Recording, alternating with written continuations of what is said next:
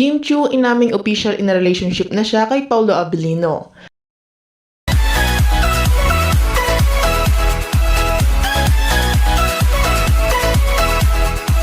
Talagang ang hindi na pipigilan ng Kim Pao sa kalig na binibigay ng mga ito sa kanilang fans.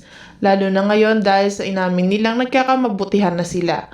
Mismong ang core star nilang si Jake Cuenca ay naglabas ng kanyang saloobin tungkol sa dalawa. Ayon sa kanya, humanga si Jake Cuenca sa kanyang co-star sa What's Wrong with Secretary Kim na si Kim Chiu, na kahit may pinagdaraanan nito habang ginagawa nila ang serye ay napaka-professional pa rin.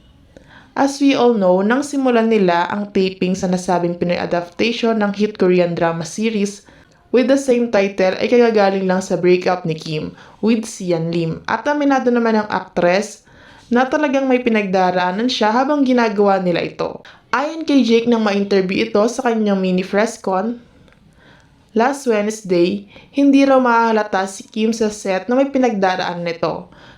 Sobrang professional kasi kahit may pinagdaraanan siya. Parang yun pa rin ang same energy niya sa set.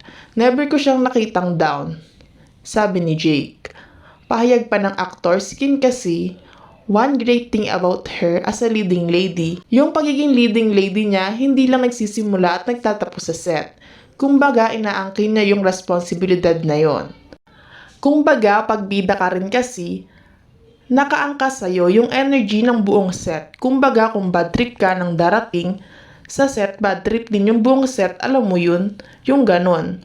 Or walang gana yung bida mo umarte, walang gana lahat ng tao na magtrabaho. Pagdidiin ni Jake, but Kim, never did I see that. Lagi niyang ina-flip yung buong set. Alam ko na yung pinagdaraanan siya nun pero yung priority niya ay magtrabaho.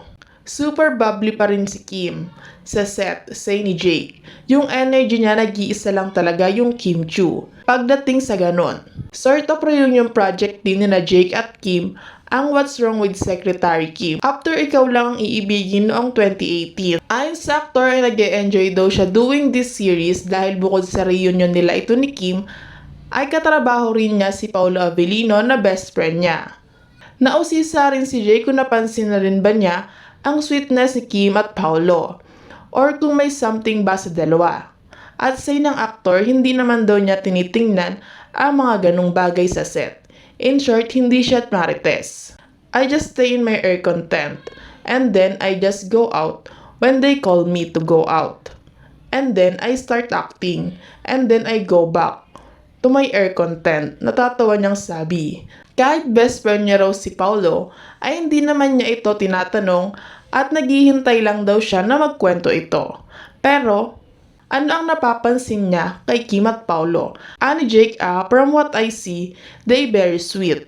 But the thing is kasi, like I said, hindi ako nagtatanong. But I can see that Paolo is being like a really good leading man for her. Gentleman siya sa set.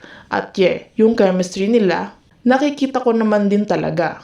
Nararamdaman ko pag magka-eksena kami. Sa What's Wrong with Secretary Kim ay ginagampanan ni Jake ang role ni Morpheus, na kapatid ng karakter ni Paolo. Alam niyo, magugulat kayo sa karakter na to. Kasi hindi siya yung typical na ginagawa ko. Ang galing kasi ng original actor, the one who did the original Morpheus role. So medyo sinundan ko yung ginagawa niya. Na-impress ako sa kanya.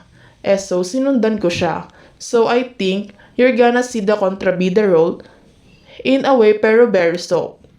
Pag napapanood nyo to, very iba yung approach ko to it. Description niya sa kanyang role.